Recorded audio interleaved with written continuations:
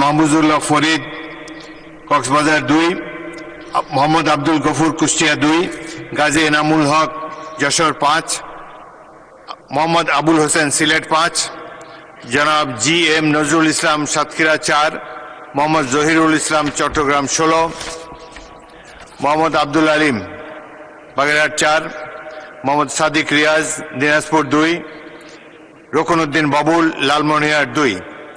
নোটিশগুলোর মধ্য থেকে আমি মাননীয় সংসদ সদস্য মোহাম্মদ আখতারুজ্জামান মিয়া দিনাজপুর 4, মোহাম্মদ শামীম কায়সার গাইবান্ধা 4 এবং রেজা আহমদ কুষ্টিয়াকে নোটিশগুলো গ্রহণ করলাম। বাকি নোটিশগুলো গ্রহণ করা সম্ভব হলো না বলে দুঃখিত।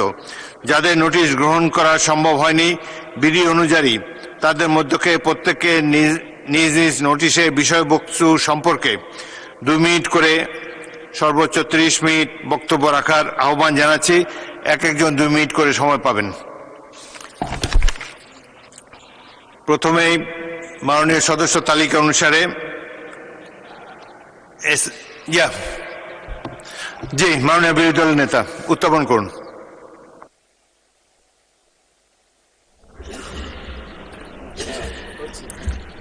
ধন্যবাদ মাননীয় স্পিকার আমাকে সুযোগ করে দেওয়ার জন্য। আমি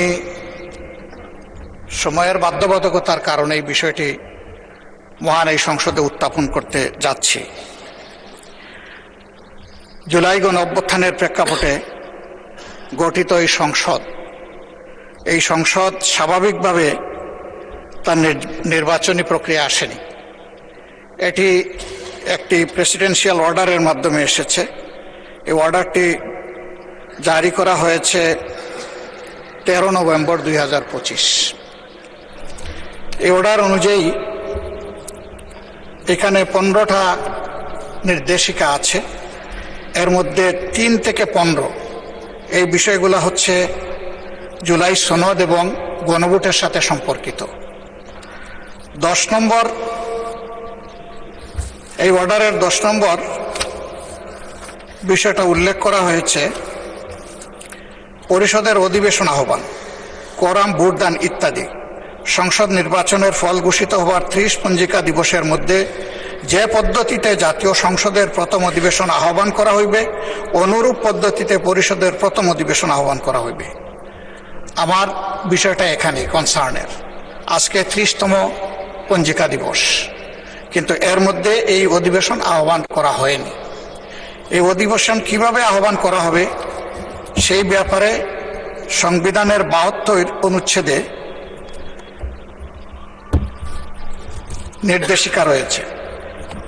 সরকারি বিজ্ঞপ্তি দ্বারা রাষ্ট্রপতি সংসদ আহ্বান স্থগিত ও ভঙ্গ করিবেন এবং সংসদ আহ্বানকালে রাষ্ট্রপতি প্রথম বৈঠকের সময় স্থান নির্ধারণ করিবেন। তবে আরও শর্ত থাকে যে এই দফার অধীন তাহার দায়িত্ব পালনে রাষ্ট্রপতি প্রধানমন্ত্রী কর্তৃক লিখিতভাবে প্রদত্ত পরামর্শ অনুযায়ী কার্য করিবেন। উদয় সম্পন্ন করার কথা ছিল। এখন আমরা ধরে নিচ্ছি নিশ্চয়ই মাননীয় প্রধানমন্ত্রীর লিখিত পরামর্শের কারণেই রাষ্ট্রপতি এই সভা আহ্বান করেছেন। এবং এইখানে বাকি যে অর্ডারগুলো আছে সেই জায়গায় পরিষ্কার বলা হয়েছে যে পদ্ধতিতে সংসদের প্রথম অধিবেশন আহ্বান করা হবে ঠিক একই পদ্ধতিতে সংবিধান সংস্কার পরিষদেরও সভা আহ্বান করা হবে। 2টা বুথে যারা নির্বাচিত হবেন তাদের ব্যাপারে এখানে আমি আগেই উল্লেখ করেছি 3 থেকে 15 পর্যন্ত বিস্তারিত তাদের দায়িত্ব এবং অধিকার সম্পর্কে কথা বলা হয়েছে। বাত ব্যথা, প্যারালাইসিস কিংবা আর্থ্রাইটিস, আধুনিক ফিজিওথেরাপি ও পুনর্বাসন চিকিৎসায় নির্ভরযোগ্য নাম DPRC। 3 নম্বরে বলা হয়েছে জুলাই জাতীয়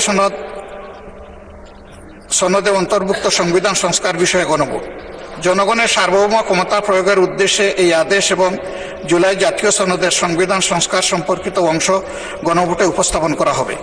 4 নম্বরে বলা হয়েছে গণভোটে নিম্নরূপ প্রশ্ন উপস্থাপন করা হবে। যে 4টা প্রশ্ন ব্যালটের মধ্যে ছিল সেটা আর আমি উল্লেখ করতে যাচ্ছি না।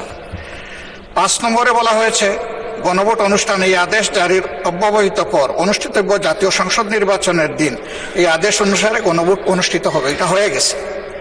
এবং গণভোটে যারা ভোট প্রয়োগ করেছেন তাদের মধ্যে প্রায় 70% মানুষ হায়ের পক্ষে ভোট দিয়ে তারা সংস্কারের পক্ষে রায় দিয়েছেন। 6 নম্বরে গণভোট অনুষ্ঠানের জন্য আইন প্রণয়ন। গণভোট অনুষ্ঠানের লক্ষ্যে নির্বাচন কমিশন কর্তৃক প্রয়োজনীয় ব্যবস্থা গ্রহণের উদ্দেশ্যে যথোপযুক্ত আইন প্রণয়ন করা হবে, এটাও হয়ে গেছে। সংবিধানের সংস্কার পরিষদ গঠন উহার কার্যাবলী এবং বিলুপ্তি। গণভোটে উপস্থাপিত প্রশ্নের উত্তরে প্রদত্ত সংখ্যাগরিষ্ঠ ভোট সূচক হইলে এই আদেশ জারির অব্যবহিত পর অনুষ্ঠিতব্য জাতীয় সংসদের সাধারণ নির্বাচনে নির্বাচিত প্রতিনিধিগণের সমন্বয়ে একটি সংবিধান সংস্কার পরিষদ গঠিত হইবে।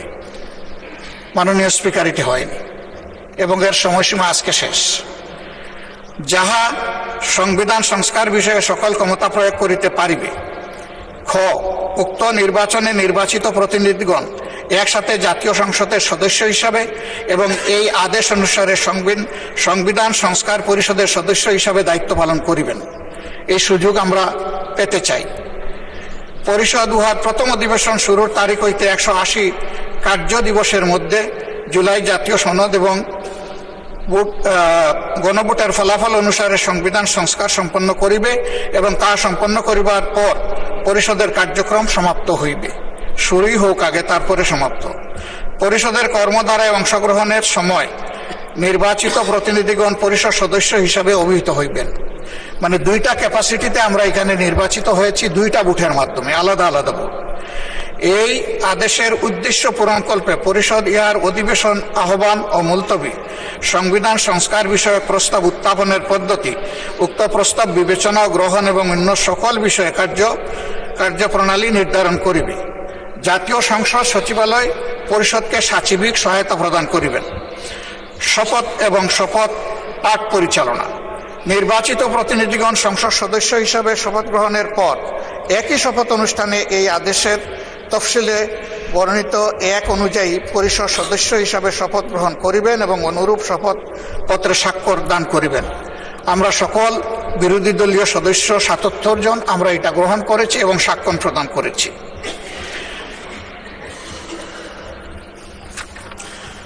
দোষে আমি আগেই উল্লেখ করেছি, সংসদ নির্বাচনের ফল ঘোষিত হওয়ার 30 পঞ্জিকা দিবসের মধ্যে যে পদ্ধতিতে জাতীয় সংসদের প্রথম অধিবেশন আহ্বান করা হইবে, অনুরূপ পদ্ধতিতে পরিষদের প্রথম অধিবেশন আহ্বান করা হইবে। ধন্যবাদ মাননীয় বিরোধী দল নেতা, আপনার কথা আমরা বুঝতে পেরেছি। জি, এখন আমি ট্রেজারি বেঞ্চ থেকে এই সম্পর্কে বক্তব্য আশা করছি। ধন্যবাদ মাননীয় স্বরাষ্ট্রমন্ত্রী। মাননীয় স্পিকার, আপনাকে ধন্যবাদ। আপনি প্রথমত আমি প্রশ্ন রাখবো, মাননীয় বিরোধী দলীয় নেতাকে কোন বিধিতে এই সময় বিফোর 71 অ্যালাউ করেছেন? This is my point of order. Second হচ্ছে, যদি জরুরি জনগুরুত্বপূর্ণ বিষয়ে